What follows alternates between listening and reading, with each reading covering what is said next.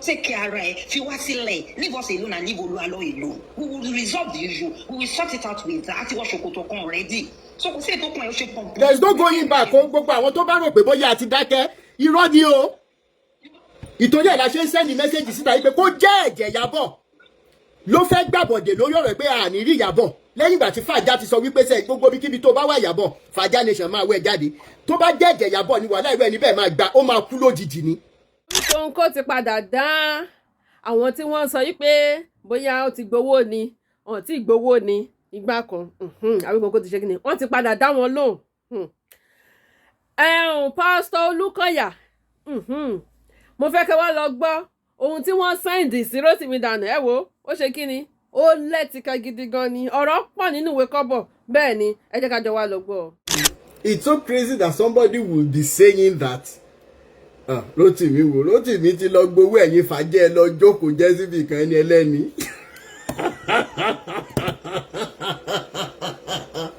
Rótìmí ó ti gbowó ó ti lọ dákẹ́ ẹjẹ́ lọ wá kan mí ṣe. You can imagine how low, how useless our people can be. It's I can't even describe it when I hear that. Mr. Rótìmí wọ́n lẹ ti gbowó ní ó jẹ́ kẹ́ sọ̀rọ̀ mọ́ lẹ́nu jọ́ mẹ́ta yìí, to the extent that a good for nothing entity ó lo nọ́mbà kan ó lo nọ́mbà kan láti fi threaten mi nínú WhatsApp. Wọ́n wá fi orúkọ Dr. DK Olukoya.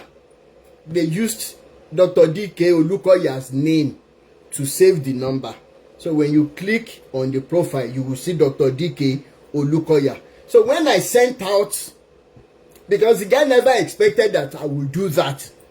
So when I posted it, was it yesterday or the day before yesterday? They now found out that the number was originally registered by Johnson Suleiman. Now, you can begin to look at the interconnectivities, okay, that we have amidst these people. How their dogs, how they have raised good-for-nothing entities in the society who cannot even use their brain again. You come in my inbox to threaten me, right? Only for you to be hiding your real profile, your real self, using somebody else's name to reach me. And you think that I will be bothered? Who is Olukoya?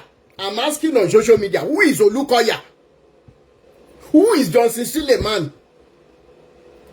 Even when you talk about the likes of Baba Deboye, you say, okay, Rótìmí, yes, we agree to everything you are saying.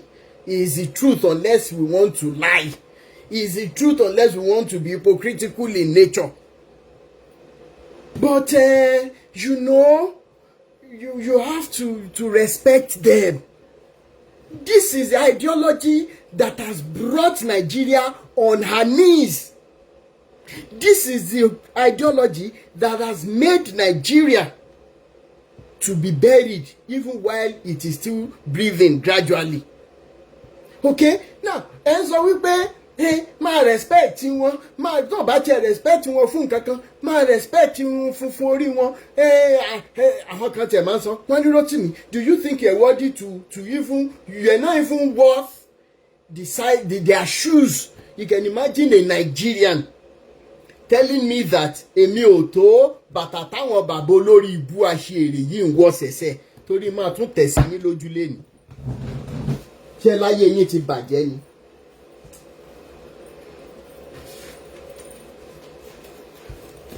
Okay? Ṣé ní ti yín ti bàjẹ́ ni? Ẹ̀yin olóṣó lórí burúkú aláyé bàjẹ́. Ẹ̀yin ká wá dìde excuse ti yín ni wípé okay, when it comes to the issue of respect, kí n tó kúrò ńbẹ̀, ẹ̀yin àgbàlagbà lẹ Yorùbá lẹ lọ lẹ́bọ̀ lẹ́ni wípé gbogbo ẹnikẹ́ni tó bá ti so àgbàdo mọ́dì ó ti di alámùṣeré adìẹ. Now, how else can we describe pé gbogbo àwọn bàbá yìí ti so àgbàdo mọ́dì? Àwa tá dẹ̀ tí ẹ̀ ṣì ń mú wọn ṣeré yìí àti ẹ̀ tí ì tó adìẹ gan, àti ì tó adìẹ. Inú mi dẹ̀dùn pé máa ń sọ wípé wọ́n ti ga gan, olórí burúkú gbogbo ẹ̀yin tẹ́ pàṣán tẹ máa wá sọ fún mi pé èmi ń sọ̀rọ̀ sáwọn bàbá tó lè rà mí tó lè jù mí ẹ jẹ́ kí wọ́n kówó wọn wá pé wọ́n fẹ́ ra èmi Rotimi Daniel sáwọn bá ní jẹ gbèsè àbí torí pé wọ́n béèrè $1 billion lórí ọ̀tá iṣẹ́ tó ti babaláku bàbá wọn ò ṣe ẹ̀yin olórí burúkú ọmọ ní Nàìjíríà ẹ wo bí tí Nàìjíríà wà lẹ́nu yet every nook and crannies a ní prophet a ní pastors káàkiri ẹ wá ní ká mọ̀ ṣe pé ìjọba Nàìjíríà náà dẹ̀ fọwọ́ lẹ́rán bí religious sect ṣe ń bà wá láyé jẹ́ yet it is the responsibility of the federal government of Nigeria to make sure that Nigerian citizens are safe both home and abroad. Ẹja mi ti ń bá parọ́ kí Mr. Bola Ahmed Tinubu kàn pè mí lẹ́jọ́ wípé mo sọ wípé responsibility every government of the world is to provide security for the citizens. And as a matter of fact, there are some countries that when you get their citizenship, tó bá travel kúrò nílùú yẹn, ó níbi tí wọ́n máa kọ emergency number sí. Ẹ já mi ẹ̀yin tẹ́ wà ẹ̀yin ọmọ Nàìjíríà tẹ́ wà labroad ẹ já mi. Ẹ̀yin tẹ́ wà ní US bíbẹ̀ ẹ já mi. So when you are traveling, tí o bá rí direct number ìlú yẹn pé bóyá US or bóyá Canada or UK, there are some other neighboring countries tó pé tó bá get in touch pẹ̀lú wọn, they work hand in hand. Ẹ̀yin olórí burúkú religious sector ní Nàìjíríà ẹ̀yin àṣírí tẹ́ mọ̀ pàṣán yìí torí mo wá fún yín 1 hour 1 hour 30 minutes mo fẹ́ lò lé ní mo fẹ́ fàjà gidi ni. So at the end of the day, ẹ̀yin ọmọ Nàìjíríà tẹ́ wà nínú religion òṣì orí burúkú tẹ́ ń ṣe yìí.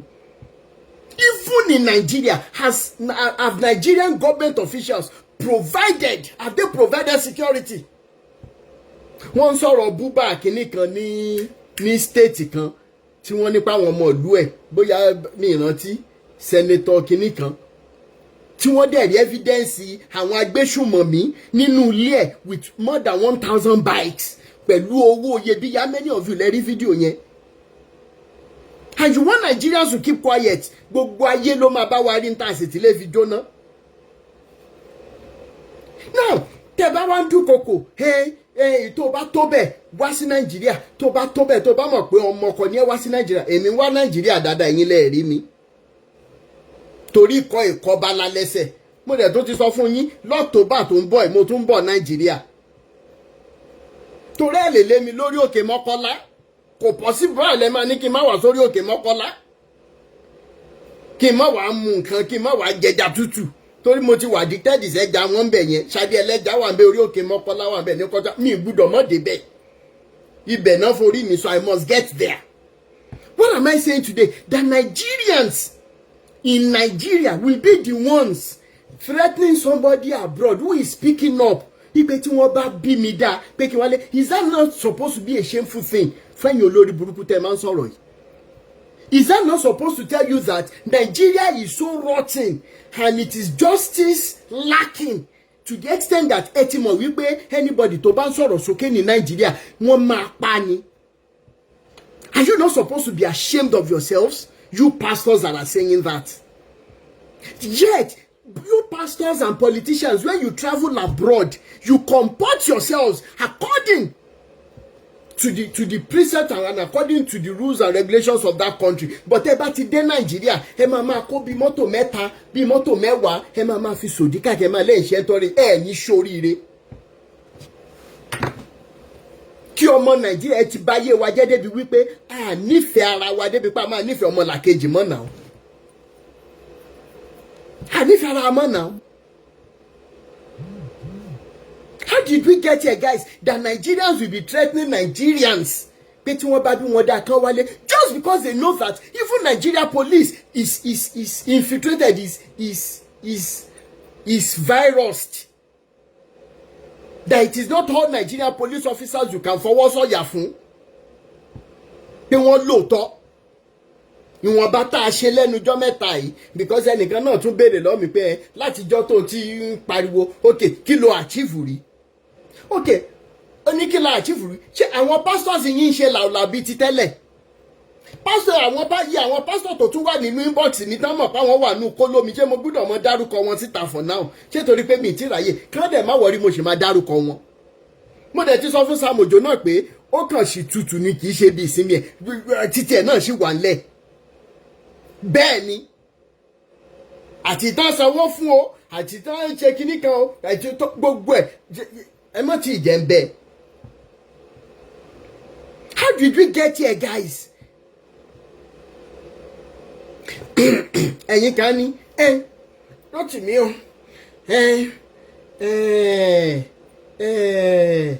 báwo lẹ ṣe máa sọ ẹ̀ náà máa wá ṣẹnu bí kòkòrò tó ń yọyún ó dáa ṣe mọ̀ pé tẹ́lẹ̀ a máa ń sọ wípé touch not my anointed and do my prophet no harm. Touch not my anointed mo dẹ̀ ń sọ látọdún yìí ibi tó bá yẹ pé lóòótọ́ lọ́rọ̀ yẹn mo ti tú àwọn ọmọ Nàìjíríà sílẹ̀ kúrò nínú irọ́ yẹn sínú rádaràda yẹn touch not my anointed and do my prophet kò ní dáa fún anointed kò ní dáa fún wèrè tó lóhun anointed tí ó lè sòótọ́ gbogbo ẹ̀yin tẹ́lẹ̀ gbà anointing sórí tó wá débi pé kẹ́ ẹ sòótọ́ rọ̀ gẹ́gẹ́ bí àwọn tinú Bíbélì ṣe tẹ́ wá ń sá sẹ́yìn kì í ṣe ọ̀rẹ́ rẹ̀ mọ̀ gbọmọgbìn ayé yóò mọ̀ bàjẹ́ gbogbo ẹ̀yin tẹ́ pera yín ní ìránṣẹ́ Ọlọ́run pátá tẹ́ ẹ rí òótọ́ lẹ̀ tẹ́ lè sọ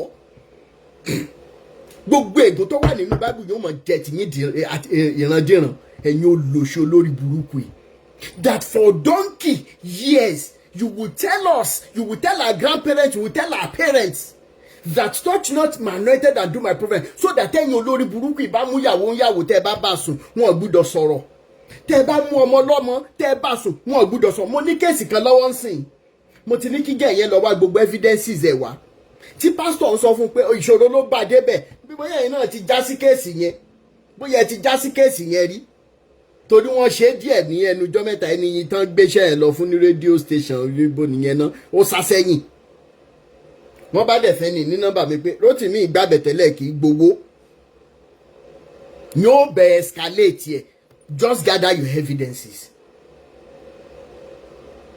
so eventually ó gbé apẹ̀rẹ̀ nígbà torúkọ Jésù ò bá lè ṣe nǹkan tẹ́ ló ń ṣe ẹ̀ẹ́dẹ̀ kúrò nídìí ẹ̀ tó lórí burúkú ni gbogbo yín ni Jésù gbàlà Jésù wòsàn ará ọ̀rẹ́ ẹ wá tọ̀ wò ni mọ́ ẹ gbórúkọ jẹ́ ẹ kúrò ní gbogbo local centers yín ẹ má bọ̀ lọ hospital tán bá bí aláya yín dá yìí tá à ń sọ ẹ sùn wa lórí eléyìí tá à ń sọ yìí ẹ sùn wa wípé à ń pè yín lẹ́jọ́ látòrí bàbá Adébóyè ẹ sùn wa wípé à ń confront yín wípé ẹ wá tẹ̀sí orúkọ Jésù yẹn lọ hospital tán bá bí yín dá ẹ sùn wa ẹ̀yin olóṣó lórí búrẹ́wọ́ bíi tí Nàìjíríà dẹ̀dẹ̀ Jésù gbàlà Jésù wòsàn ẹ wọ àwọn hospitals wa débi pé ní Lagos State Teaching Hospital ní 2-3 years ago how many of you lẹ rántí wọ́n kó àwọn accident victims wa accident yẹn le gan bóyá BRTA or whatever accident yẹn le gan àwọn tó bímọ ní ọjọ́ méjì ọjọ́ mẹ́ta wọ́n dẹ̀ wá tẹ́ wọn wọ́n tẹ́ pálí sílẹ̀ lẹ́gbẹ̀ẹ́ drainage kìíní ní hospital ní Lagos State Teaching Hospital how many of you lẹ rántí wọ́n wá transfer àwọn tó ṣe bímọ tára wọn sì tutù ẹ wá transfer àwọn sórí pálí ẹ wá kó àwọn accident victims sórí bẹ́ẹ̀dì ìjọba Nàìjíríà ò dẹ̀ lójú tí wọ́n ti ẹ̀yin dẹ̀ ń lọ sábrọ́ọ̀dì ẹ̀ ń lọ gba treatment ẹ wá nípa ń ṣépè ibẹ̀ tó bá tún ṣépè fún yàn lórí social media ni ó lọ sẹ́wọ̀n ayé gbogbo yóò ní da ẹ̀ ní ṣí oríire àyàfi tó bá jẹ́ pé n tà ń sọ yìí kò rí bẹ́ẹ̀ ló yà kù ẹ̀yin olóṣè olórí burúkú ẹ̀yin ń ṣe òfin ìjọ wo lẹ ṣe òfin wípé kí gbogbo àwọn Nigerian soldiers àti kínní kẹ́ ẹ̀ equip wọn kí wọ́n lọ gbogbo àwọn Boko Haram gbogbo àwọn tó ń pa wá ní fọnáfọṣù pé kí wọ́n dáwọ́ iṣẹ́ dúró ẹ̀yin olóṣè olórí burúkú ẹ wá ń sọ wípé àwa ń ṣẹ́ èpè ò ti jà yín ìrandíran wo Mr. Sowore mọ́ báṣẹ́ rẹ lọ àwa kan ríṣẹ́ tó ń ṣe ó ti dégun ẹja sí wọn lọ́rùn torí tá a bá ṣe ń sọ ti federal government sí a mọ̀ sọ ti tẹ̀yìn religious sectors torí ẹ̀ ń pawọ́pọ̀ báyé wa jẹ́ Nàìjíríà ni ẹ̀yin olóṣè olórí burúkú yìí what exactly have Nigerians done to deserve this wickedness? I want to know what exactly have we done? Apart from the fact that we don't even love ourselves, we don't even love one another. Ẹ wá ń kó àwọn tó ṣe bímọ jet àwọn ìyàwó títí yín common lipstick àti common perfume and everything abroad náà ti ń lọ rà jet àwọn ọmọ Nàìjíríà tẹ́lẹ̀ ń ṣaṣojú ẹ wo life wa Nàìjíríà ẹ̀yin bàbá Adébóyè ẹ pa gbogbo àná tí ń pọ̀ ẹ sùn wa spiritually ẹ sùn wa physically ká wá gbé yín lọ síbi hospital wa kẹ́ wá lọ kojú serious situation tí ìṣàrẹ̀ ń jí lásán ẹ sùn wa máa débẹ̀ tó bá yẹ pé lóòótọ́ lọ́lọ́run yín ń wo cancer ló ń wo malaria ọlọ́run yín tí ó lè wo orí fífọ́ ẹ wá là ń sọ̀rọ̀ àwọn olòṣì olórí burúkú náà wà lórí social media wọn láwọn ń gbàdúrà ẹ̀yin títí yín ti bàjẹ́ rádaràda ẹ̀ ń gbàdúrà lórí social media ṣáàdùn àyín ń gbà ní.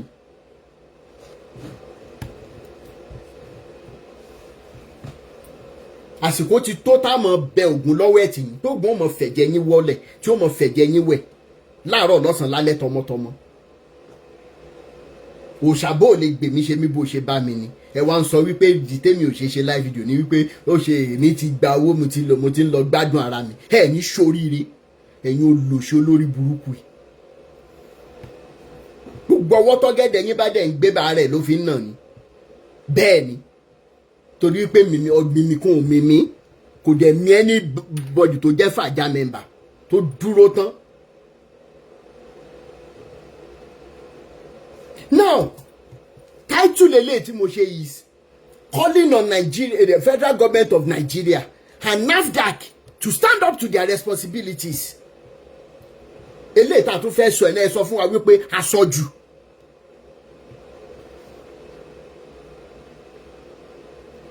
Now look at this. Kí n tẹ̀ tó wọnú eléyìí lọ.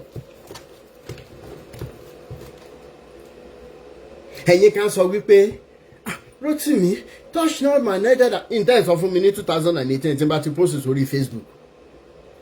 But if you could have told me nígbà yẹn pé touch not my anointed and do my prophet now ẹ̀yin ọmọ Nàìjíríà ẹ mọ gbọ́ bó tó mọ̀ abroad that in 2018 they were threatening me that their God, the biblical God, will buy me because I was mentioning the likes of Baba Adeboye and co. I was exposing their heel teachings, their heresies, which they themselves know. Now, at the end of the day, if they were threatening me, then they gave me so amount of time, it will expire. They gave me so amount of time, it will expire. Because the true God, the true Eledumare that exists, kì í ṣe tó ń gbè lẹ́yìn alábòsí. And if you are saying you're a Christian, yes, fine. But come and tell me, come and prove to me that there is something that is happening to you specially, that is not happening to people that don't even believe that any God exists. You must prove it to us today, you Christians. That because you think you're praying, you are special. Who told you?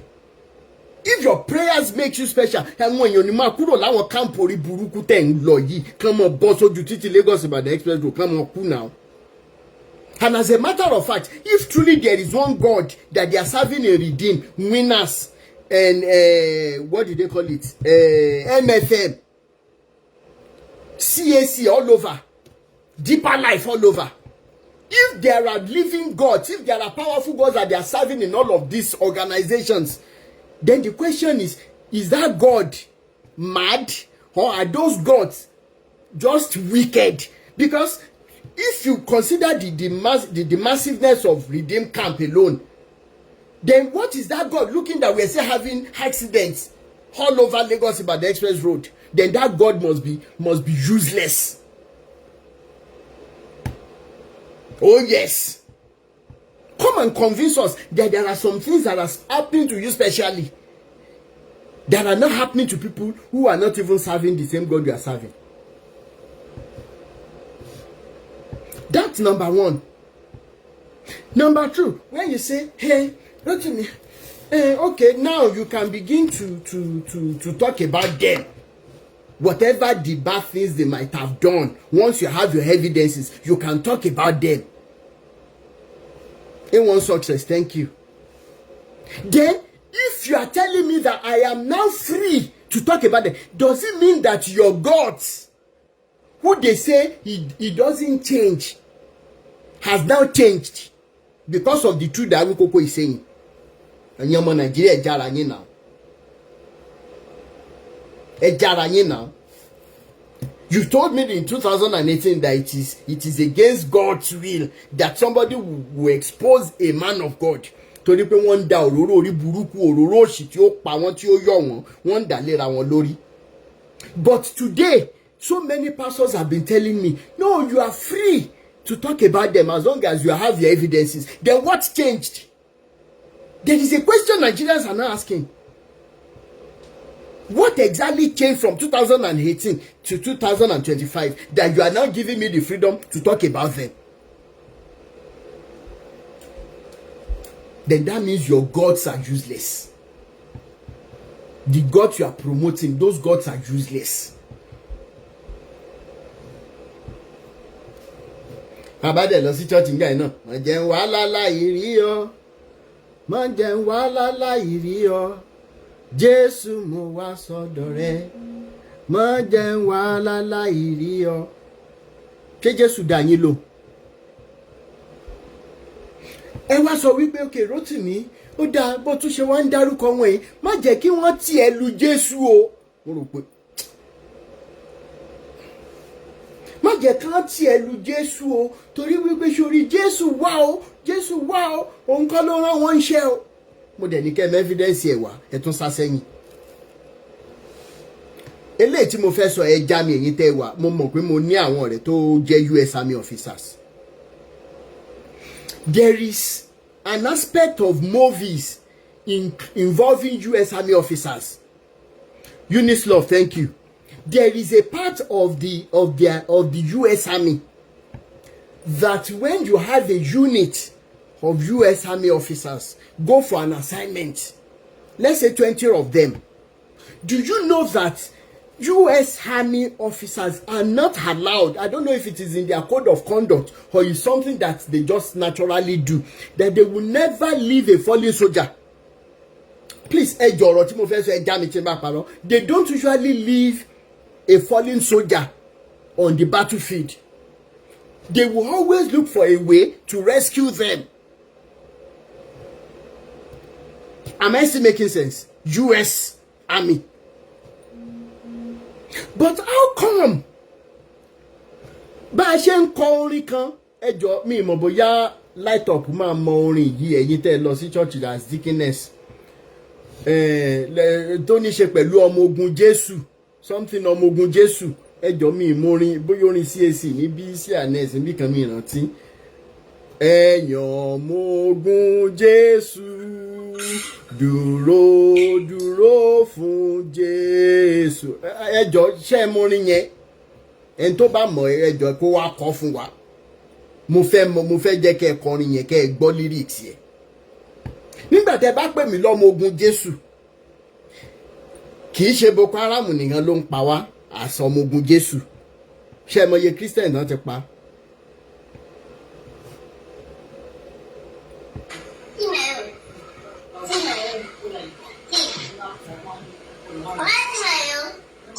Ẹ jẹ́ bá mi mute o.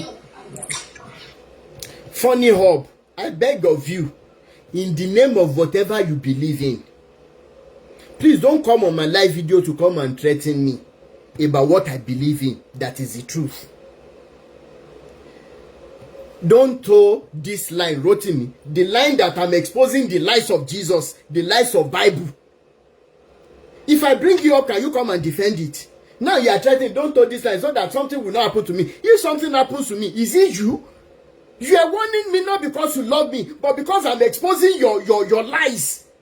Let's get it straight. Don't get it twisted. Is there anything are there bad things that are happening to people who don't believe that God exists that are not happening to you, followers of Jesus? Yes or no? Ọmọ ogun Jésù. At the end of the day, common ebi ó ti pa ọmọ ogun Jésù sílé ayé tá wà yìí. Mo mọ àwọn voice note tí mo ṣì gbà láàárọ̀ yìí. Ọmọ ogun Jésù. Common sickness ó ń pa ọmọ ogun Jésù. When we have army officers, generals, that when they go to war, they will be at the forefront. Jesus is nowhere to be found. Ede ni kí n ṣe ọmọ ogun Jésù. because Jésù ni balógun, Jésù ni balógun ọ̀run, àbí bàlẹ̀ ń kọ́. And I'm using my social media space to say that I am no longer interested, and I will continue to expose all these lies. And you are coming on my page to terrorize you, to threaten me. Pé Jésù máa pa mí.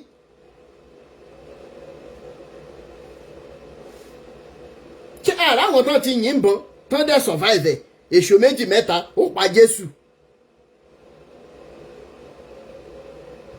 Mo dẹ̀ ti béèrè lọ́wọ́ yín, ó sọ fún olè àpọ̀tún pé lónìí ó wà pẹ̀lú mi ní paradise.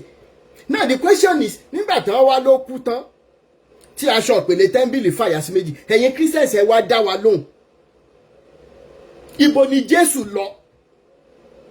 Ṣé ọ̀run ló lọ ni àbí inú sàòkú, torí ó ní ikú oró rẹ̀ dà ìsàòkú ìṣẹ́gun rẹ̀ dà? Ó dẹ̀ sọ fún olè yẹn pé àjọ wà lénìí ní paradise. Contradiction. Ṣẹ́yìn tẹ̀tẹ̀ mọ́ wá fẹ́ sọ̀rọ̀ ìgbà tó pẹ́ lọ́pọlọ lórí pé ẹ fẹ́ràn Jésù ìgàn. Ẹ fẹ́ tí Jésù yẹn bá wà ẹ já àzùmọ̀ kó wà. Ṣé torí pé ẹ fẹ́ràn Jésù lẹ ṣe wá sórí social media láti wá defend, àbí torí ìjẹkújẹ tẹ́ ń fi orúkọ Jésù jẹ? Tó bá dẹ̀ jẹ́ pé lóòótọ́ ni Jésù yẹn wà, pẹ̀lú gbogbo ẹ̀yin tẹ́ ẹ bà orúkọ yẹn jẹ́, ṣé mọ̀ pé mo ti fi condition yẹn lẹ̀, ẹ mọ̀ gbọ́ ọmọdún ni.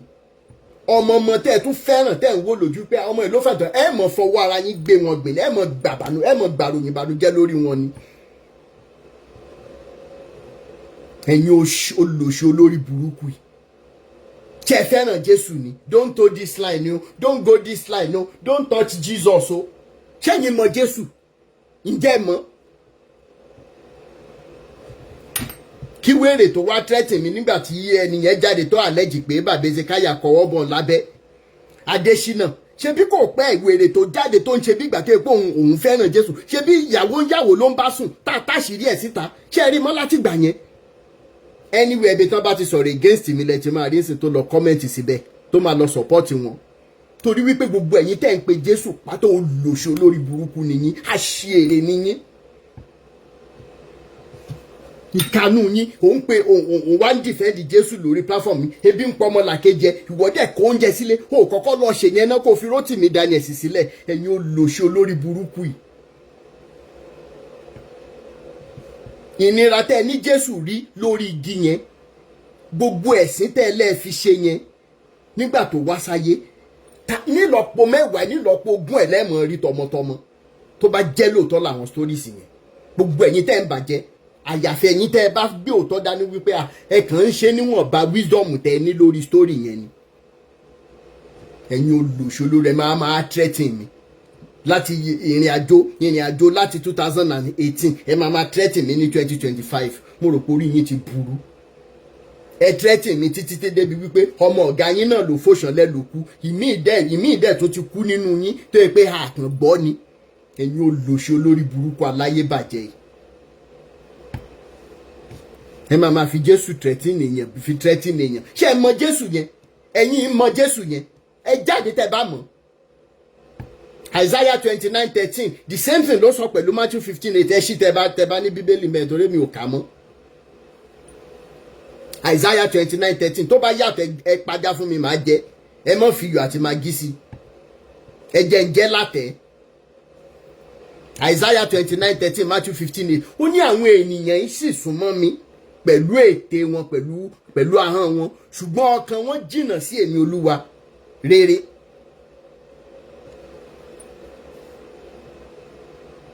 Káwá lórúkọ Jésù yẹn rí gbogbo sórí yẹn rí gbogbo ẹ̀yin tẹ́ ẹ wá ń jà lórí ẹ̀rọ ayélujára. Ìjọ wo lẹ ti bá àwọn bàbá tó bàjẹ́ tó bà orúkọ Jésù yẹn jẹ́ débi tó dé? Ìjọ wo lẹ jáde lẹ ṣe fídíò fún wọn rí?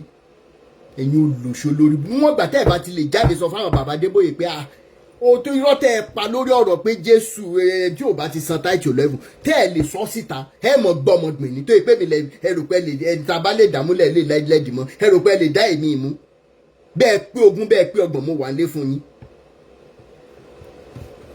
Àjànàkú kọjá mo rí nǹkan fìrí ni. Tá a bá rí pásítọ̀ kankan tó mọ̀ pé irọ́ ni bàbá Adébóyè pa tó dẹ̀ mọ nǹkan tírú àwọn Oyèdépò ń forúkọ Jésù ṣe ṣùgbọ́n tí wọ́n lè sọ tó yẹ pé orí pláfọ́ọ̀mù wa náà ti wá máa ń dúnkokò mọ́ wa gbogbo yóò mọ̀ ẹ̀ mọ̀ kàn bànújẹ́ lórí ọmọ ni ẹ̀yin olóṣó lórí burúkú yìí tẹ́ ẹ bá fẹ́ràn Jésù lóòótọ́ kí ló dé tẹ́ ẹ mọ lo pláfọ́ọ̀mù yìí láti mọ correct gbogbo àwọn abnormalities tán forúkọ Jésù commit tí n bá jáde sí ti bá ní gbogbo àwọn bàbá yín nínú Olúwa pátápátá adẹ́tẹ̀ ni wọ́n ẹ máa ní kí ni Rótìmí tún sọ adẹ́tẹ̀ ló máa ń jẹ wàrà tó máa ń dágbà wàrà nù náà ẹ forúkọ Jésù yẹn mẹ́kọ̀ọ́ tán ẹ wá bàjẹ́ débi wípé kò wúlò fáwọn tó ń bọ̀ lẹ́yìn kò dẹ̀ ní wúlò fún wọn títí láéláé tó rà máa bọ́ nínú oko ẹrú tá a wà yìí. náà bá tiẹ̀ wá sọ fún yín pé Rótìmí gbowó ni ò ṣe sọ̀rọ̀ látijọ́ kí ló dé tó lórí burúkú yóò mọ béèrè pé evidence ẹ̀dà ta ló san ṣé wọ́n máa ń gbowó fún yàn irú àwọn kíkàtì àwa ni mo lọ gba cash irú àwọn èèyàn á gbowó fún yàn wọn ní yáyàn fọ́tò ẹ̀yin olóṣó lórí burúkú yìí ẹni àdánù wọn ládẹ́tẹ̀ ò lè fún wàrà ṣùgbọ́n ó lè dá wàrà nù ṣáwọn bàbá yín ní Olúwo kì í ṣadẹ́tẹ̀ ẹ mórúkọ Jésù táwọn èèyàn package tí wọ́n package with truth love and humanity tẹ́lẹ̀ ẹ wo bẹ́ẹ̀ ṣe bàjẹ́ torí greed because of your insatiable appetite for wealth for material things tó pé tọ́lọ́jọ́ bá dé wọn ò lè ní billions lákàntì kíkú lóhun dé òun gbà òun lọ ó dàtọ̀wọ́ ẹlẹ́ni kí ló ń jó yín lọ́wọ́ tẹ̀ fi jólẹ̀. Is that a must? And I find it so intriguing. I find it so disappointing that you don't like what I'm doing, yet you find it difficult to press the block button. Ṣé wọ́n bí sórí mẹ́jà ni? Torí tẹ́ ẹ bá ti gbóhùn Awikoko ara yín ò ní balẹ̀. Ìmí wà nínú yín tẹ́ pa block ẹ̀ ó tún lọ lo fake account ó tún fi ń wọlé wá. Yet Jésù yín sọ wípé ibi tí ẹ bá dé tí wọn bá ti gba ẹ̀yìn rere yín ó ní pé kẹ́ ẹ gbọ́n bàtà yín tó lórí ibú èèyàn nìyẹn ni ó ní kẹ́ ẹ gbọ́n bàtà yín kẹ́ ẹ sì kúrò ń bẹ̀ ipe dọ́ọ̀sì ẹsẹ̀ yín it will be against them on the day of judgment ẹ ṣe jẹ́ kí judgment yẹn dé kí ẹ pé torí ẹ nífẹ̀ẹ́ mi ṣùgbọ́n torí business yín ti bàjẹ́ ni ẹ̀yin olùṣọ́ lórí burúkú yìí ni ó sì bàjẹ́ ju báyìí lọ. ọ̀pọ̀ nínú ẹ̀yin pastors tẹ̀ wọ́n sọ̀pọ̀tì Rótìmí olòṣì lọ́mọ yẹn ọmọ àlè ní antichrist ní kìnnìkan olórí burúkú yín wò wípé bóyá tẹ bá ń gbèjà àwọn bàbá yìí lórí péèjì mi bóyá wọn á rí yín wọn wá fún yín ní compensation ní ṣoríire. tẹ fẹ́ Jésù ṣá tó bá yẹ pé lóòótọ́ ni máa yẹn kú lórí igi àgbélébù tó dẹ̀ jẹ ìyà tó jẹ ẹ wo tẹ́ sọ orúkọ ẹ̀dá ẹ̀jẹ̀ a máa bí yín yóò mọ̀ béèrè lọ́wọ́ ọmọ yín ẹ̀yin adẹ́tẹ̀ burúkú yìí mo dẹ̀ sọ́njọ́ náà lọ mo ní pé gbogbo àwọn bàbá yín nínú Olúwa yìí ekulé ó bẹ́tà jù wọ́n lọ wọ́n ní kí n ṣáwò tẹ́kú bá jẹ̀yàn lẹ́sẹ̀ lóru téèyàn bá ń sùn eku mọ ibi tóun máa jẹ̀yàn dé eku mọ ibi tóun máa jẹ́ dé tó dẹ̀ máa fàtẹ́gùn sí pé kó mọ́ bá pàdánù ọ̀nà méjì torí tóun bá ń jẹ́ lẹ́sẹ̀ tílẹ̀ bá mọ́ di dandan kó o Fílípè nìyẹn ṣùgbọ́n oorun yìí kó o mọ̀ dáná lójú eku máa ń fẹ́ atẹ́gùn sí yẹn lẹ́sẹ̀ tó bá jẹ́ yẹn lẹ́sẹ̀ lóru that is why you will never know ó dìgbà tó bá jí tómi bá kẹ̀ lẹ́sẹ̀ kó tó mọ̀ ṣùgbọ́n àwọn bàbá yín ní Olúwa jẹranjẹgun ni wọ́n nà ó. That Christian association you Christians both online and offline you are not moved you are not pained that somebody who calls himself a man of God nínú ọ̀gbẹ́lẹ̀ will be asking billions ẹ̀dẹ̀ lẹ́yìn ṣe Jésù ẹ wá là ń bu ẹnu àtẹ́lu Jésù yẹn. mo tún sọ lẹ́ẹ̀kan sí ewé ò ní jẹ́ fún yín mọ́ egbò ò ní wà fún yín mọ́ gbogbo ẹ̀yin tẹ̀ ń forúkọ Jésù bojú yìí gbogbo yín pátá ewé ò ní jẹ́ fún yín mọ́ egbò ò ní wà fún yín mọ́ ṣìṣe tọ́mọ ewúrẹ́ ń ṣe tó ń bá yẹsùn yóò mọ̀ ṣe yín. àtìkò ìṣúra mi lọ sílé ológo ó dájú pé n ó láyọ̀ lọ́jọ́ bí mo bá délé àbí báwo lẹ ṣe ń kọ ṣé bó ni tẹ́ kọ́ wa kékeré nìyẹn. àtìkò ìṣúra mi lọ sílé ológo àtìkò ìṣúra mi lọ sílé aláyọ̀ o ó dájú pé n ó láyọ̀ lọ́jọ́ bí mo bá délé ó wà níbẹ̀ ìṣúra mi wà níbẹ̀ nílé ológo ayọ̀ mi wà níbẹ̀ ó dájú pé n ó láyọ̀ lọ́jọ́ bí mo bá délé. ṣe bí bá ṣe ń kọ́ nìyẹn. mi wà lè mute wọn.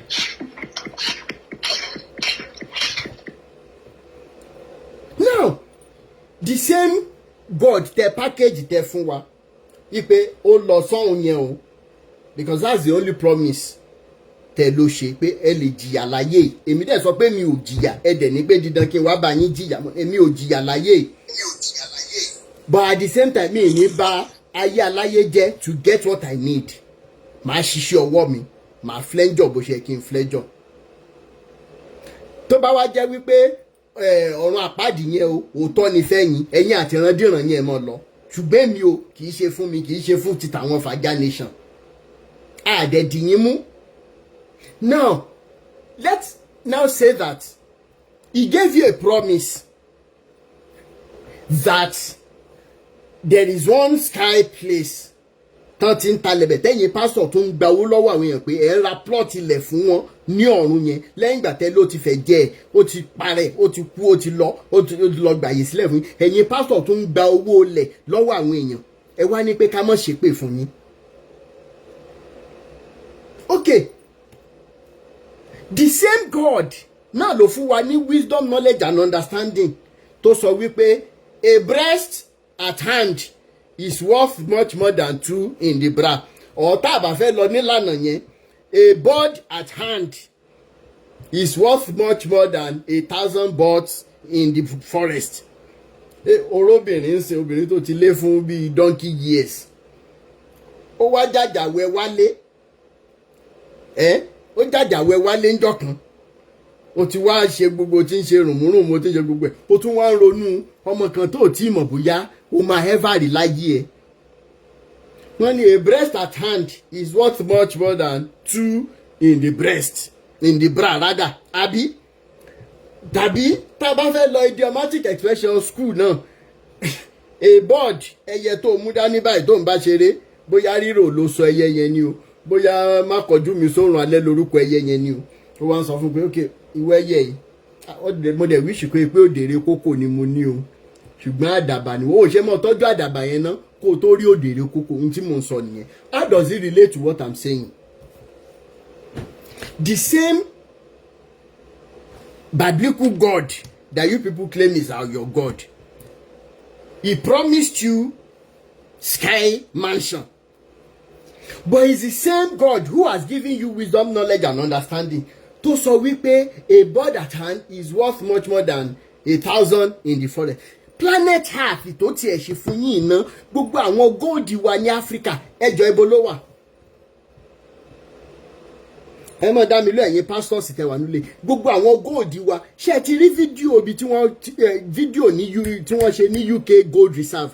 ṣé UK ní gold? Yet wọ́n gbé Bible wá fún yín, wọ́n wá ń kó góòdì wa lọ sọ́dọ̀ wọn as legal tender whatever source. Yet àwa tá ní gold yẹn orí wa ti burú débi wípé Jésù yẹn náà gbélé wa lọ́wọ́. Àwa ń dúró pa ń lọ sọ́run. Now planet àti tá wà currently ní ìsìn currently mo ń béèrè currently yìí, what have we made of it? What have we made of the planet Earth that we have currently? Oil and gas tí mò ń bá ṣiṣẹ́, you will never know pé refinery tá ń sọ yìí, refinery tí ẹ lè mọ̀ pé refinery torí even one small droplet of diesel like this lè rí lẹ̀, gbogbo ẹ̀ neat ní propane gas ní o, LPG ní o, gbogbo ẹ̀ different sections lè rí one droplet. Common environment wa tẹ́ bá dé mechanic village ní Nàìjíríà, ṣẹ́yìn yìí lẹ wá fẹ́ lọ gbé mansions of gold.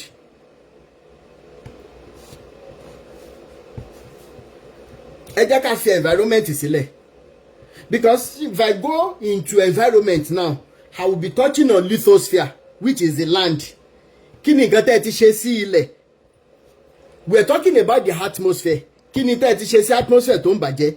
We are talking about hydrosphere, water bodies wa, shell ti bàjẹ́. Shell organization tó ń front fún foreign countries, wọ́n ti bà gbogbo water bodies wa jẹ́, ayé wa ti bàjẹ́, a ṣe ń pe Jésù àbí. Then you talk about biosphere, which are the living things with respect to both animals and plants. When you now consider the interrelationships láàrin these 4 fears tí mo dárúkọ yìí, come, what is our hope for tomorrow? Ẹni ọ̀run laṣà ń lọ ṣá, ayé lọ́jà ọ̀run nílé wa. Okay, àwọn tó tiẹ̀ wá kú, gbogbo àwọn tó tiẹ̀ wá kú, kọ́ mọ̀ wà rẹ́ nìkan tí ó yọjú sí yín tí ó fi hàn yín pé tí ó ti rí ọ̀run àpáàdì ní bàbá yín wà o àti ìyá yín, torí ń tẹ́ bìlíìfù nú ẹ̀ nìyẹn. Àwa kan wá dìde wípé sẹ́ ọ̀run yẹn rí lè kò rí, Nigeria must move forward. Ló jẹ́ kí n title lélẹ̀ ní pé Federal Government of Nigeria and NAFDAC àsìkò ti tó táwọn tẹ̀ sí yín lójú. Ẹni bá máa kú máa kú, ẹni bá máa kú ló máa kú. Why am I saying this? How many of you lè rí fídíò arábìnrin kan tí wọ́n arrest from Imo State pé ó ń ṣe fake ọṣẹ? How many of you, bóyá kí n play ẹ̀ fún yín? Kọ̀sá bá ń sọ̀rọ̀ sí ẹ̀yin pásọ̀ ní àmọ́ tá à ń sọ, ṣùgbọ́n torí pé gbogbo ohun tí tẹ́ bá ti forúkọ Jésù ṣe àṣegbé ni. Tabarẹ́ ní bọ́dì tó bá sọ fún yín wípé láti 2025 pé tẹ́ bá fi Jésù ṣe àṣegbé, ẹ mọ̀ sọ fẹ́ yẹn pé tiẹ̀ ti bàjẹ́, irọ́ tó tó láyé yóò sì.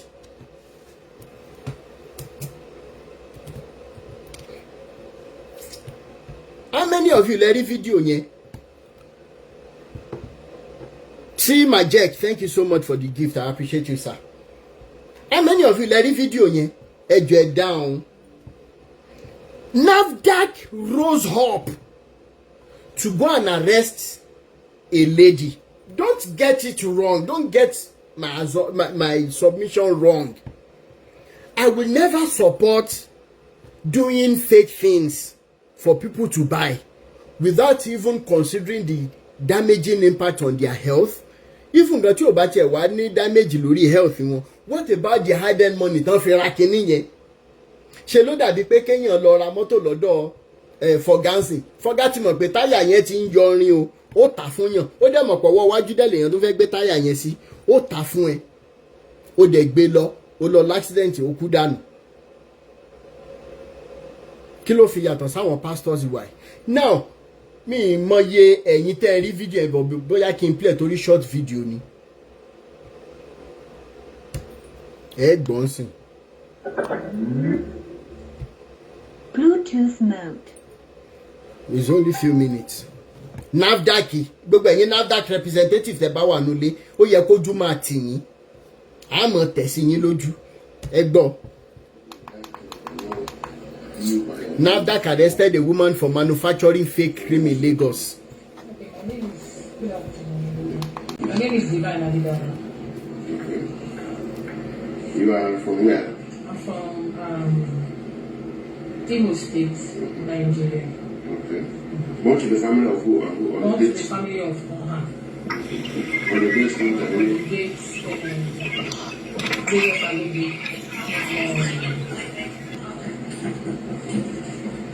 At 1984. 1984. Okay, born 1984. Yes. Let us know your schools attended and dates if you can. I went to Lagos State University. Lagos State University, ẹ máa gbọ́ o. From the Martins Agege. And I went to Lagos State University. I studied banking and finance. Okay. Okay. Which year did that? Which okay, Which year did that? Okay, when you say it was 17 years ago. That's when I gave birth. I'm still in school then. Okay. Are you married? Yes, I'm married with 2 kids. 2 kids. Okay.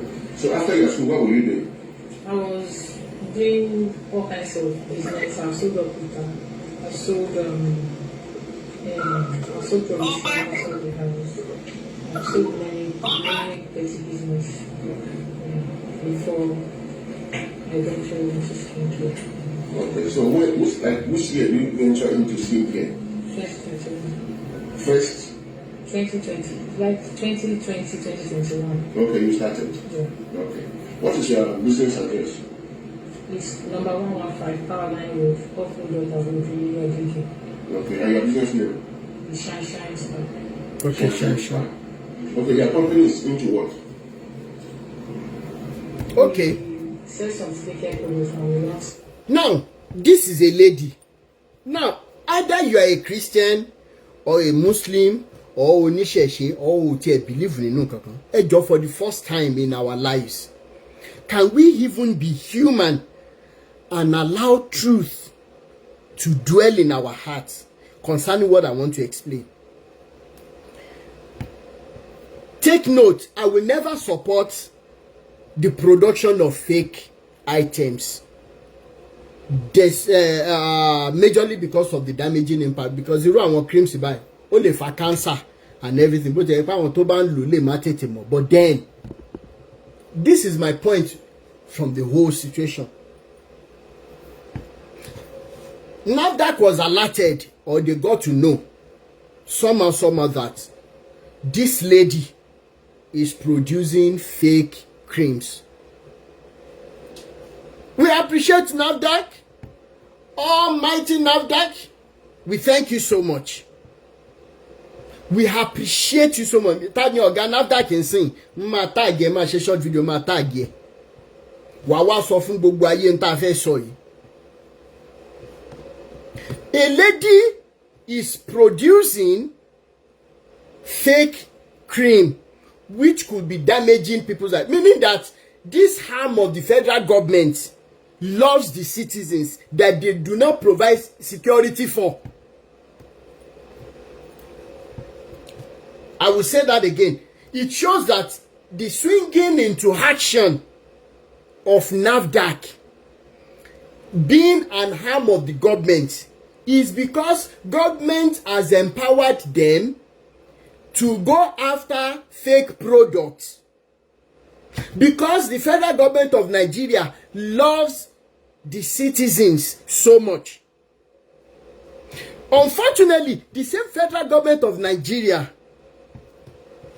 will not go as far as creating or ensuring that security aspect of our lives are secured. That being said, now that took over. Look at the interview. I'm looking at the lady here. But my question today is, or my submission today is, if somebody is making fake products, what it means is the person must have gone to get money to purchase raw materials. Depending on the scale of production, the person might be paying people that they were working together.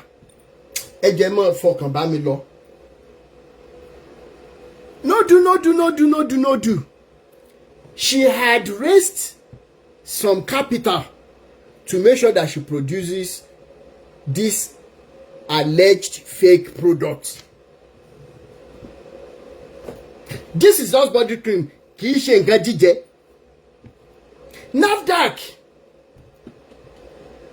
can we say that we will appreciate you if you open your arms of love to Nigerians and begin to help us ask our pastors, ask our imams,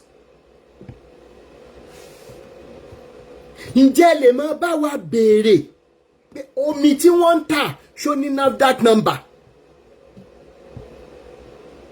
What is the hygienic situation of things níbi tí àwọn pastor bí Ọdẹ́kúnlé Epafras, Sam Ojo, Táíwò Òjó, gbogbo wọn, any one of them tó bá ń ta omi allegedly? Kí ni hygiene àwọn omi tí wọ́n ń tà fáwọn èèyàn?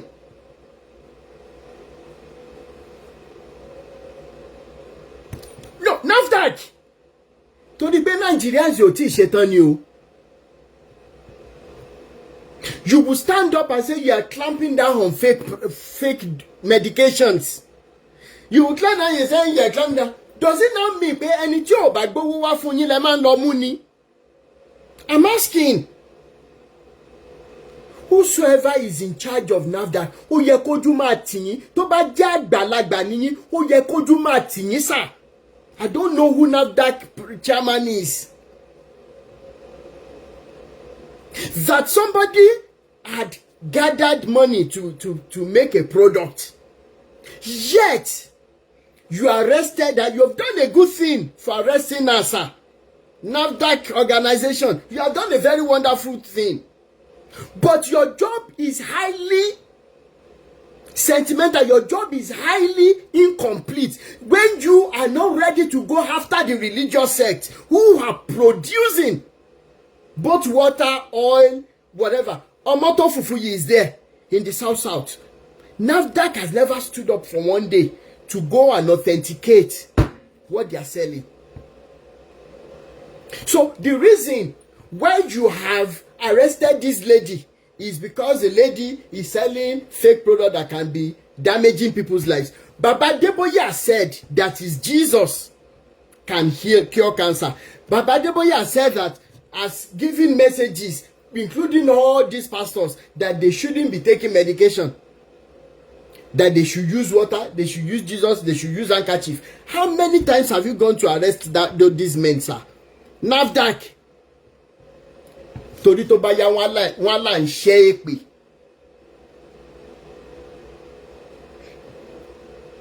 Wọ́n là ń ṣẹ́ èpè fún yín. Ṣùgbọ́n gbogbo ayé máa bá yín gbọ́ lórí social media. Yín tá à ń sọ.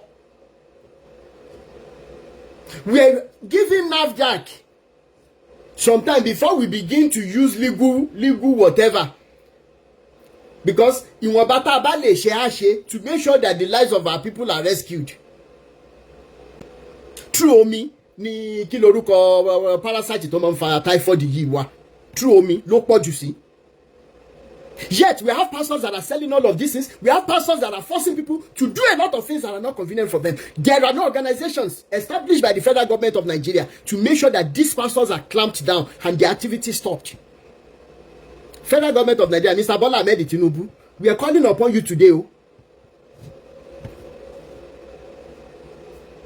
This lady has physical products she's selling. What about if the ones that are selling products that we cannot see?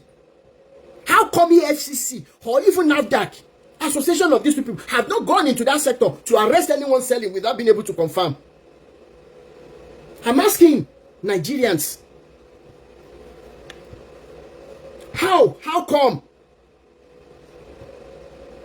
that you are selling Jesus, yet you cannot be arrested for selling fake products? If truly, some of you will say, Rotimi, don't mind those people that are selling products. Jesus only came for salvation of our souls. Savage. If that were even to be true, in salvation of what is evidence of our salvation in Nigeria from year to year when Nigeria is still so corrupt and deadly? No, Emma, please answer. I'm speaking English now. If you say your own is Rotimi, you are saying the truth, and that is why in my own church I limit my message to salvation. I limit my own message to salvation because these people don't know Jesus Christ. That's the excuse I've gotten from so many pastors. Okay, with all the salvation messages that you claim you are preaching, then it means you are also useless with that useless message of salvation when we cannot see the impact in the society. Federal government of Nigeria, NAFDAC, EFCC, you run down on boys that you tag being Yahoo boys. Yet we have people who are dining and whining with government officials on the altars of how do I describe their altars? But you cannot touch them because they are whining and dining with the high and mighty. And you Sholori Burukui. This is the time that we're going to be asking for authenticity. You must authenticate whatever you are selling. And you know tell one law. People they know what I'm saying, and that's why they are fighting to maybe to tarnish my image by spreading some stupid news in here. Me don't want to get a law. But I will remain glued to this assignment of liberation. Inú mi dẹ̀ máa ń dùn tẹ́ bá bú nígbà tẹ́ bá rí nǹkan kan sọ mọ́ o lè bọ́ bàtà ẹsẹ̀ àwọn bàbá bàtà orí burúkú wo náà wọ̀ ká bàtà tán fi ń ba yé aláyé jẹ́ bàtà tán wọ̀ lọ́lé awo tán wọ̀ padà wá fi korúkọ Jésù tí yóò jọ mọ́ ta papọ̀ ni ẹ̀yin olùṣọ́ lórí burúkú yìí. Now there is another one you should listen to, guys. Because we are going to be calling on UK government, US government, Canada government, the government of Sweden, Finland, Australia, Nigeria churches, the government of that nation must stand up to their responsibility, because I want Nigerian pastors near abroad won't buy young in your jagger. Label them. I will play this one for all of you to see or to hear it.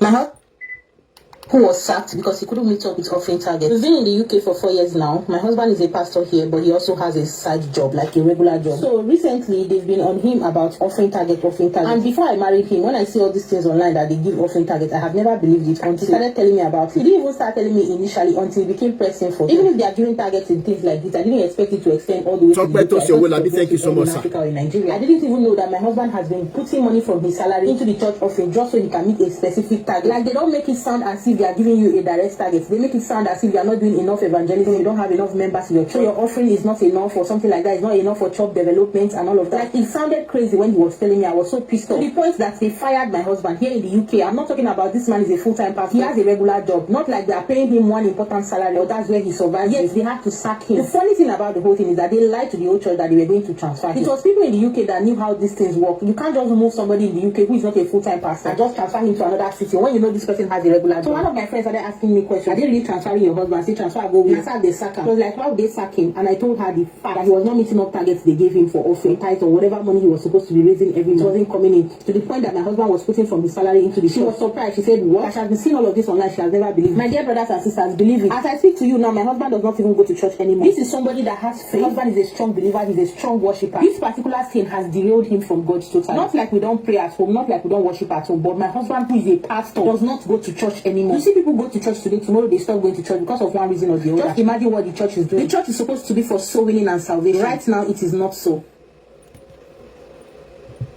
Àtìkò ìṣúra mi lọ sílé ológo. UK government, the government of the United Kingdom, Yoso, we are not hiding our face. Please, we are pleading with you to start looking into the activities of all black churches in your nation. The government of the United States of America, US government, we are pleading with you. We are using our platform to plead with you to start looking into the activities of all Nigerian churches in your nation. Their doctrines are damaging people's lives. People cannot talk. People have been enslaved. People are being threatened on a daily basis using the name of Jesus. Canada government, we are begging you. Emina Sani, when I first came, Lord don't know long. Canadian government, we are begging you, we are pleading with you to start looking into the activities of all these Nigerian churches. We are begging on government of Sweden, Swedish government, Finland government. We are begging, we are calling on all of you. We have those that are using the name of Jesus to do money laundering to bring into your countries. The only reason why you people will not stand up is because you are also part of the French government. Is because the only reason why you not stand up is because you love the way they are doing. Enough is enough. We are the ones shouting, we are the ones calling on you now.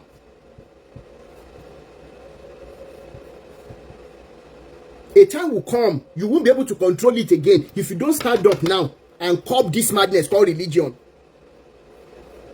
We're begging on all the government of the world to start looking at their game. People are disappearing by the activities of these people. That somebody, a pastor, okay, can't be any story once. One more lost some fanny and because one tag me la roin. You know to me. In fact, as a matter of fact, I want to tag me, woman boom me tele. So I used to abuse you before. How do I pay more to voice note gan ni bi by?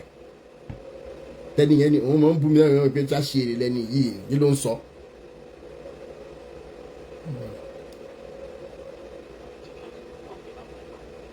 Okay, show me. Àtìkò yìí ìṣúra mi lọ sílé ológo. Ó dájú pé n ó láyọ̀ lọ́jọ́ bí mo bá délé.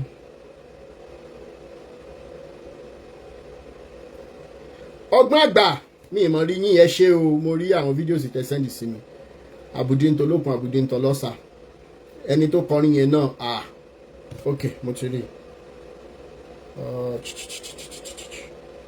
ẹ jẹ́ n jù sí bíbá kẹ́ gbọ́ mo nú mi nù pé most of àwọn tó bú mi tẹ́lẹ̀ nígbà tán rò tọ́ tí conscience wọn jẹ́ wọn wọ́n padà wá sọ pé tọ́ o àwọn máa ń kọ́kọ́ wò pé kí ló ń ṣe bọ̀bọ́ yìí kí ló ń ṣe.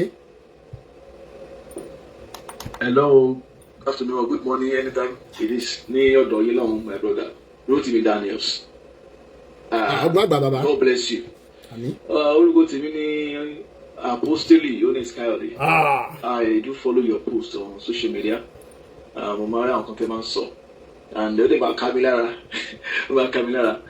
but I just want to, because one day, let's just say this, one day when you gave was it testimony or you are just referring to when you were one of the people who welcomed or did drama on campus when Pastor Adeboye came.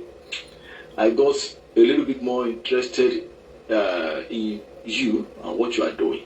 So I try to watch your videos, and sometimes when I see your stuff, I try to click and watch the videos. So, but then, inú mi á dùn tí èmi àti yín bá lè sọ̀rọ̀. Mo fẹ́ ká mo pẹ́ bísí gan. I know where you work. Over there, iṣẹ́ lògùn ṣe ń bẹ̀ yẹn. So, ọgbà tẹ bá wà less busy tí ò bá sí much. I just want you to give me just an appointment for any time we can call and discuss on WhatsApp. Okay. So, ẹ jọ̀ọ́, ẹ ṣe wọ́n kú ṣẹ́ o. Ẹ ṣe lọ problem. Ṣé bí pásítọ̀ lẹ́ni? Ṣé bá apostol ni wọ́n? Ṣùgbọ́n wọ́n lẹ́yìn ọkàn nínà. Gbogbo ẹ̀yin tí iye yín ti ra tọkàn yín wọ́n ti ṣepa, Jésù ti ṣepa fún ìparun dẹni, kì í ṣe fún nǹkan kan. So submission mi fún ti tèmi ni light up ẹ jẹ́ kí n sáré ṣe wà ń biṣẹ́ abẹ́ ẹ̀sìn biṣẹ́ ṣe wà off lẹ́nì light up nígbà tí n bá fi máa parí gbogbo paperwork tó wà lọ́wọ́ mi ká wá resume lórí àwọn voice note wa ọ̀dà mo Samuel ẹ jẹ́ n gbé yín sókè.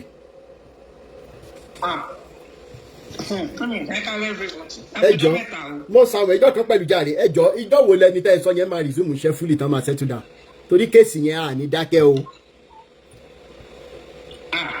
lè dákẹ́ adákẹ́ tí àwọn ògbọ́n kankan àbí wọ́n ti gé wa létí lọ. Bẹ́ẹ̀ni. Kọ́ máa bú wa a wà lẹ́nu ẹ̀ àfi tá a bá kà á já tí Ìyábọ̀ ò bá ti jáde a ò ní gbà. Bẹ́ẹ̀ni. anybody tó bá fẹ́ gba àbẹ̀tẹ́lẹ̀ àbí tán ti lọ gbowó a máa fa gbogbo wọn jáde àfẹ́mọ́ ìbàjẹ́jẹ́ Ìyábọ̀ o ìbàjọ́ rẹ̀ Ìyábọ̀. Bẹ́ẹ̀ni. Ìyábọ̀ must come out and we are still waiting for his letter. Kò mú lẹ́tà yẹn wá. He could still produce it up to this moment. He hasn't brought it. We are still waiting for it. Tó bá yá ní ẹnìkan òjíṣẹ́ Ọlọ́run onírọ́, òjíṣẹ́ Ọlọ́run my foot. Tó bá yá ń sìn àwọn wèrè tó kó kiri wọ́n máa pariwo káàkiri lórí social media. He came there, he came to lie. All the things he said, he didn't bring one single evidence. Nothing. Ó kàn bẹ̀rẹ̀ sí ní parọ́. Lẹ́tà lásán ni wọ́n ní kó fún wa ń sìn. People, okay, you said you wrote a letter demanding for. We knew he was lying. Ibi tó gbọ́ orí ẹ̀dín nìyí. Ṣé wọn pa àwọn òpònú kò mọ nǹkan kan sọ nǹkan tó máa sọ fún ló máa sọ. So unfortunately, mi ò mọ nǹkan tó fi wá pè. Maybe they thought we were a bunch of fools. Or mi ò mọ nǹkan tó fi wá pè. He had he was so confident to come there to tell us that he had already demanded for Iyabo's deportation. That's stunning. Even if he's even married to Iyabo, he doesn't have any rights to do that. He has to be authorized to do that. So one thing about Yoko, Kofunwa, wọ́n dẹ̀ bú wa wọ́n ṣe gbogbo ẹ̀ wọ́n ti fẹ́ bú wa pa. Ẹ jẹ́ ká mọ̀ fún wa. I will continue kò sí nǹkan tẹ̀lé fi mí ṣe. Àní wọ́n ní pé mo ti gbowó sẹ́. A máa fàjà ní we already started it. Bẹ́ẹ̀ni. Yes, we have heeded the call of Olódùmarè because Ọlọ́run ló gbé sí wa lọ́wọ́. Bẹ́ẹ̀ni. We don't even know how we run it. It's God that runs it for us. We don't understand it. All the things we do, we are premeditated. We don't plan it. You know, we just come on and things begin to happen. So, ibi tó bá wù yín kẹ́ máa sáré lọ. Ẹni tẹ́ bá ti mọ̀, ẹ lọ fún wọn lówó. Like you said, we need to intimate the British government, Canadian government, US and all of that. Gbogbo ẹ̀yin tẹ́ lọ dá charity lẹ́ẹ̀bẹ̀. Tẹ́ ń gbowó tẹ́ ń kó owó wọn wálé tẹ́ máa kó pounds wálé tẹ́ ẹ̀ ṣiṣẹ́. Tẹ́ ń kó wálé láti gbogbo àwọn directors yín tó wà ń bẹ àwọn tó ń front fún yín àṣírí yín máa tú. Bẹ́ẹ̀ni. Because tó bá yá ń sìn we are just waiting. Yes, we are just slowing down. We have a target. So we are fair share gragra. We are going to hit our target and we will start immediately. We will hit the ground running when the time comes. Anduro can settle down. Anduro can you settle down? Anduro. Everywhere scattered. Because he had to tell us where Iyabo is. He was the last person Iyabo and the kids were staying with. So we assume that you know where they are. And actually, he had already told us Yabo were in France. So so anybody tó bá dẹ̀ sọ pé òun fẹ́ da gbogbo kìíní ìlú àwa náà ready. Bẹ́ẹ̀ni. We are ready for them. Ọlọ́run máa báyé wọn jẹ́ ni kó jẹ́ ẹ̀jẹ̀ Ìyábọ̀ ni mo ṣe ń sọ kó jẹ́ mi tí mò ń sọ̀rọ̀ ẹni kọ́ lẹ́dùnmarè mọ́ fa okùn ẹ̀mí mi já kó jẹ́ ẹ̀jẹ̀ Ìyábọ̀ ni kírú ẹni bẹ́ẹ̀ kẹ́jẹ́ mọ́ gbẹmọ́ lára tọmọtọmọ. Bó ṣe máa wà nìyẹn aṣẹ́ Ìdùmarè. That is the way we can't intimidate us. Ẹ̀yin kọ́ lẹ dá wa, ẹ̀yin kọ́ lẹ dẹ̀ fi ṣẹ́ ràn wa. We are reading the call of Olódùmarè and we are on it, and he's the one doing it for us. Our Gokoyewa. So we are ready. We have to, in fact, it's going to be very far. And it's an interesting case. It's in fact more excited. I'm so excited. I'm so anxious. So we are waiting for everything. We continue that in our social media balance. And you contact the creators. We are not bloggers. We are not looking for money. Osumi. TikTok. Create content. Screen record here. Not about the FYP. Because they say by minimum trend. Minimum trend. Please don't start me again. Benny, won't read consult. And you never were interested. Come and talk to me. I'm a screening. I'm a screening. If you're interested, we'll look at you, we'll screen you. And you know you both on no. We are not afraid. I want to if you don't stop just stop tagging me, please. Because you need dignify by making any video or giving you any response. Me, I'd say we are too polished, we are too sophisticated, to go on this route with you. Okay, let's know by what sleep we here to man work actually. We are on soft make one fin sunny to one fin content lori social media. To I share. You know, me only send. Mo come here to man tag me. I be to man follow comment. Me only send the video because mo tell you your brain is under your feet. So me because mo what mo prefer so to mo pe oro olopolo ni lodo ma so. Because I don't know nǹkan tó kàn ẹ̀. If you want to talk, you can talk. Tó bá jẹ́ Olu Alo ló bí ẹni kó bọ́ síta kó sọ fún wa pé òun defend bàbá ẹ̀ Olu Alo. Ó kéré sí nọ́mbà Olu Alo làwọn ń ta sí. Ìwọ Olu Alo gan kéré. Olu Alo kéré o. Mi ní pa Olu Alo kéré o. Everything is about routine. Abi, now you are joining me with all this nonsense. Kí ló kẹ́ mi àti ẹ̀ pọ̀? In fact, Godfather àti ẹ̀ ti sọ pé ó ti promise pé òun ti bẹ̀rẹ̀ iṣẹ́. Nígbà wo wa lọ máa kọ́ English ní one nursery school. Ní Libya ibi tó wà lóun ti bẹ̀rẹ̀ ríṣẹ́ síbẹ̀ so kò yẹ waste òyìnbó ẹ̀ lórí social media kó lọ máa kọ́ wọn ó ti bẹ̀rẹ̀ ríṣẹ́. Mo Samuel tí ìbá yẹ pé bóyá olórí burúkú lọmọ yẹn tí ìbá yẹ pé bóyá àṣírí ni òun tẹ̀lé prophet òun gbèjà prophet tó sọ fún ẹ pé òun ní Ọlọ́run alààyè ó dẹ̀ ń ṣiṣẹ́ ọmọ ọ̀dọ̀ ní Arab country ní tí Bible yín dẹ̀ sọ wípé the Egyptians you see today you shall see them no more ibẹ̀ lẹ́tí máa rí reason tí mi ṣe lè à ń sáré èèyàn bẹ́ẹ̀ yẹn Ọlọ́run ìwé ilé. Honestly. No. I don't even understand. Ó ń wá attention ni. Ó ń ka lára bí mi ṣe fídíò fún tí máa wá gbé fọ́tò ẹ̀ tí máa wá ṣe mo ti láyé. Ká máa rí. That's one. I know. Because at the end of the day, people will be so disappointed. Why would I do that? Kí ni mo fẹ́ máa bá sọ? Kí ni èmi àti ẹjọ́ sọ? Kí ló fẹ́ mi àti ẹ̀ pọ̀? Kí ló kàn èmi àti ẹ̀? If I don't want to believe in Jesus, it's my problem. If tẹ́mi àti Jésù ti máa ń sọ pé orí Jésù ti burú jẹ́ kí Jésù fún rẹ̀ jáde kó wá gbé ìjà rẹ̀ ìwọ òun ṣe Jésù ọmọ ẹ̀rí Èkìtì láti jọ á so tó bá fẹ́ sọ̀rọ̀ sí mi bá mi ṣe Èkìtì because all those òyìnbó tó ń sọ yẹn I don't even understand it because we are very honourable people very very honourable bóyá nítorí bó dẹ̀ tí wọ́n lọ ń ṣọmọ ọ̀dọ̀ somewhere tó ń ti denigrate there to a level that you can't even sing straight maybe that's why you behave the way you do so òun sọ nǹkan tó reasonable so please don't drag òun ṣe family àlọ́ òun dẹ̀ kí n ṣe family òbí. So kí ló kàn ẹ́ bẹ́ẹ̀ what is your business there? Kí ló kàn ẹ́ nínú ọ̀rọ̀ lọ́rọ̀? Kí ni tiẹ̀ ti jẹ́? Àbí ṣé girlfriend ẹ̀ ní ẹ̀ ní? Àbí kí ló kàn ẹ́ bẹ́ẹ̀ tó ń fẹ́? Ó ti ṣe fídíò méjì fún mi lẹ́yìn ìsìn. She did one yesterday or 2 days ago. She did 2 other ones. But mi ò listen sí because ọpọlọ ẹ abẹ́rẹsẹ̀ ló wà under your slippers. Àbólọ̀. Mo mọ̀ pé there is nothing you say about it. Àwọn fàájà àwọn kìnìkan. Mo kàn fẹ́ sọ fẹ́ kò sí ètò kan mi ò ní dá ẹ lóhùn fídíò mi jẹ́ ní listen sí. Kò wọ́ ọ̀tẹ̀ rárá sẹ́ẹ̀. A ní iṣẹ́ tá à ń ṣe yìí ẹ̀ má dúró iṣẹ́ tó wà lọ́wọ́ wa ni iṣẹ́ ti pọ̀ jù.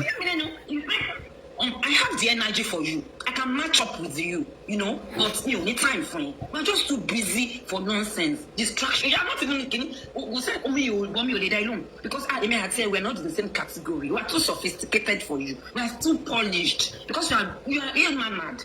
We said, you are so too uncultured. So and unfortunately ìgbà tó máa fi jáde lẹ́kìtì ó lọ sí ìlú kíní olóyún ṣe kíní mẹ́sàn-án ó ti affect ẹ ó ti da gbogbo brain ẹ ọlọ́run ẹ tó ń sìn yẹ kò yẹ kí n ṣe Ṣàgálà ló yẹ kó I mean apologies to àwọn èèyàn gidi tó ń try to make ends meet in those countries o I'm not referring to all those people I'm referring to this afọ́fúngbé mu aláìní ìtújú olè ọ̀lẹ this one yẹn ló yẹ kó yẹ kí n ṣe iṣẹ́ yẹn ló yẹ kó máa ṣe. It's not that because ọlọ́run tó máa ń fún yín ní undeserved mercy àbí uncommon mercy yẹn ó yẹ kó gbé yẹn lọ síbi kan tó ga tí wàá nílé máa ṣiṣẹ́ ń bẹ̀ abèrè lọ́wọ́ ọ̀bẹ̀rẹ̀ ni àbí pásítọ̀ àbí wòlíì sọnù ẹ pé ìyàwó àtàwọn ọmọ ẹ̀ dà he hasn't said anything about it he was just beating about the bush and orí ẹ̀ ò tí ì pé ó tí receive sense kó béèrè nǹkan tó yẹ kó béèrè you now come on TikTok tí kò bá jẹ́ TikTok ni mi ò lè máa rìn kó má bá mi sọ̀rọ̀ kò possible even me looking at you mo sọ ohun lọ faith mi you make me want to vomit the other time tí mo wo video mo ní láti lọ máa lo avomine ni that was how I had to suppress that nausea so kò sí nǹkan kan tí mo fẹ́ bẹ̀ẹ́ sọ máa screen record ẹ̀ tó bá tún ti dọ̀ lọ́ọ̀ṣì máa rí video because o ò ní nísìnyí ṣebí inú Bible yìí náà ti sọ pé no rest for the wicked so that is what is haunting you you know you can't do without us. You can't live without Rotimi. You can't breathe without him. You are. But most of the ṣé kìí ṣe wípé ẹ dúró náà ṣé kìí ṣe pé bóyá mo lo ọṣẹ ra torí pé ṣe mọ̀ pé tí èèyàn bíi márùn bá ń lọ anybody tó bá sọ sára tàbí tó fọ́n gbẹ̀ sára lajá máa tẹ̀lé ṣé kìí pé bóyá mo lo ọṣẹ kan tó jẹ́ kí wúrú rádaràdà yìí kó mọ̀ ṣe nǹkan tó ń ṣe because the obsession is too much.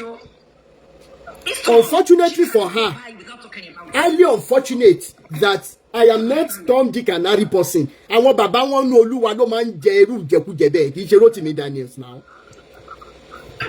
Abba. I don't